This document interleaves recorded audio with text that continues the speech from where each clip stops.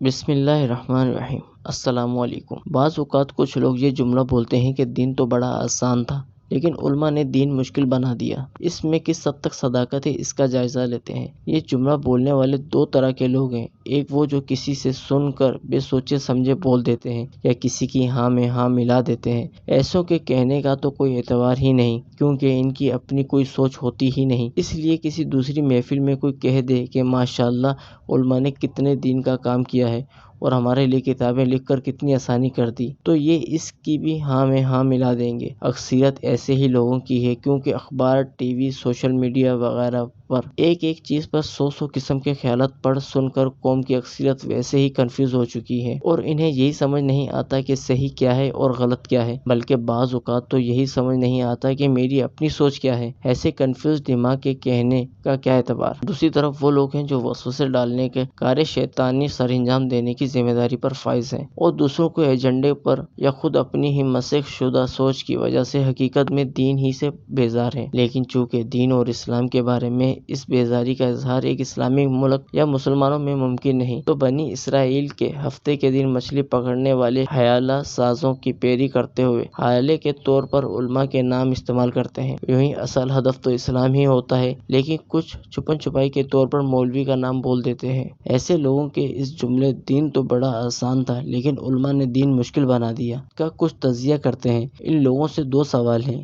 ایک یہ کہ ذرا تفصیل سے بتائیں کہ علماء نے دین کو کیسے مشکل کیا اور دین کی کون کون سی چیز کو مشکل کیا ہے، اور دوسرا سوال یہ کہ ہم آپ کے سامنے احکام کی ایک فہرست رکھتے ہیں جن میں کئی وہ چیزیں ہیں جنہیں یہ لوگ مشکل سمجھتے ہیں، ان کے متعلق بتا دیں کہ وہ کون کون سے کام ہیں جو قرآن و حدیث میں نہیں ہیں لیکن علماء نے مشکل بنا کر نافذ کیے ہوئے ہیں۔ تحمید کے طور پر عرض ہے، اسلام صرف کلمہ پڑھ لینے کا نام نہیں بلکہ اسلام عقائد، اخلاقیات، معاملات، حلال و حرام اور آداب زندگی وغیرہ جیسے بہت سے شعبوں کے متعلق تفصیلات ہدایات کا مجموعہ ہے۔ عقائد تو ویسے ہی قرآن و حدیث اور اجماع امت سے ثابت ہوتے ہیں، مثلا مقبول دین صرف اسلام ہے، اسلام کے علاوہ کوئی بھی دین قیامت میں قبول نہیں کیا جائے گا۔ حضرت محمد صلی اللہ علیہ وآلہ وسلم کی تشریف آوری کے بعد صرف ان ہی کی پیروی سے نجات ہے۔ موسیٰ علیہ السلام بھی ہوتے تو آپ صلی اللہ علیہ وآلہ وسلم کی ہی پیروی کرتے۔ کفر پر مرنے والے ہمیشہ جہنم میں رہیں گے، یہ عقیدہ علماء نے نہیں بنائے بلکہ قرآن و حدیث میں صاف لفظ میں لکھا ہے۔ اگر یہ مشکل رکھتے ہیں تو معترضوں کا اصل اعتراض کس پر ہوا؟ ایسے ہی کچھ آزاد خیالوں اور تن پرستوں کے طابع نازک پر عذاب الہی کا تذکرہ گرا گزرتا ہے، بلکہ کئی کالم نویس اس کا مذاق اڑاتے اور کہتے ہیں کہ مولوی ڈرتے بہت ہیں۔ تو عرض یہ ہے کہ جہنم کے شدید عذاب، اس کی تفصیلات اور خدا کے غضب کا بیان تو قرآن میں جگہ جگہ اور حدیث میں اسے بھی زیادہ، تو ذرا بتائیے کہ آپ کو اصل شکایت کس سے ہے؟ عبادت میں نماز، روزہ،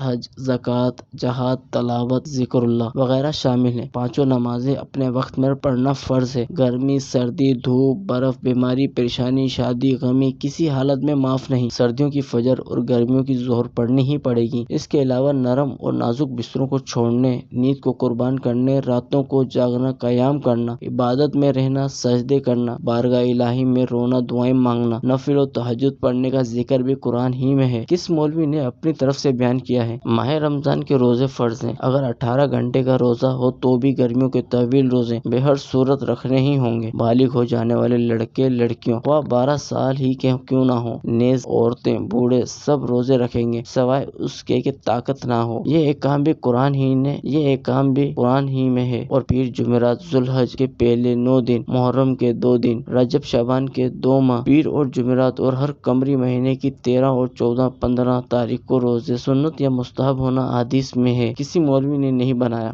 یوں ہی 2.5% زکوٰۃ دینی فرض ہے، یعنی 1 کروڑ روپے ہیں تو 2.5 لاکھ روپے زکوٰۃ میں دینا ہی ہوں گے۔ اس کے علاوہ ماں باپ اور رشتہ داروں کی خدمت، یوں ہی غریبوں، مسکینوں، یتیموں، بیواؤں اور قیدیوں وغیرہ کی مدد کرنے کا حکم بھی قرآن ہی میں لکھا ہے۔ یوں ہی مسجدیں بنانا اور علماء دین سیکھنے سکھانے میں مشغولیت کی وجہ سے کمائی نہ کر سکنے اور کاروبار وغیرہ سے رک جانے والے علماء و مبلغین، مدرسین پر خرچ کرنے کا حکم بھی قرآن ہی میں ہے۔ اور اگر یہاں کوئی شک و کوئی شبہ قبول لائے تو سورہ بقرہ کی اخصار فی سبیل اللہ کے لفظ و معنی و تفسیر سمجھ لیجیے، اور دیگر تبلیغ دین کے کاموں میں خرچ کرنے کے حکم اور ترغیب بھی قرآن ہی میں ہے، جس سے انفاق فی سبیل اللہ یعنی راہ خدا میں خرچ کرنے اور وسیع اور جامع لفظ سے بیان کیا ہے۔ حج کو دیکھ لیں کہ گرمی سردی ہو یا پچھلے زمانے میں اونٹ اور آج کل ہوائی جہاز بحری جہاز سے جانا پڑے، فرض ہونے پر جانا ہی ہوگا۔ روٹین کے سلے کپڑے اتار کے احرام کی 2 چادریں پہننا، بے پناہ رش میں طواف وسیع کرنا، مینا و عرفات و مزدلفہ میں تنگی تکلیف اٹھانا، کنکریاں مارنا اور دھکے کھانا، حرم آنے جانے میں مشکلات برداشت کرنا، یہ سب کرنا ہی ہوگا۔ یہاں بھی اطلاع عرض ہے کہ یہ حج مولویوں نے نہیں بلکہ اللہ تعالیٰ نے قرآن میں فرض کیا ہے۔